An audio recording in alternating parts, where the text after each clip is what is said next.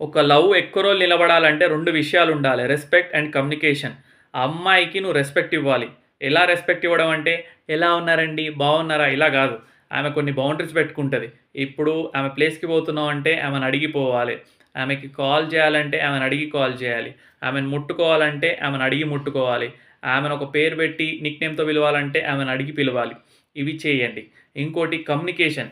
Communication అంటే అప్పుడప్పుడు ఇద్దరికీ ఒకటే సింక్‌లో ఉండరు. అప్పుడు కరెక్ట్ కూర్చొని హార్ట్ కన్వర్జేషన్స్ చెయ్యాలె. ఫర్ ఎగ్జాంపుల్ నీకొక అమ్మాయి బిజీ, బిజీ, బిజీ అని చెప్తాందనుకో, నువ్వు ఏదో ఊహించుకొని చీట్ చేస్తాందని తిడితే అది కుదరదు.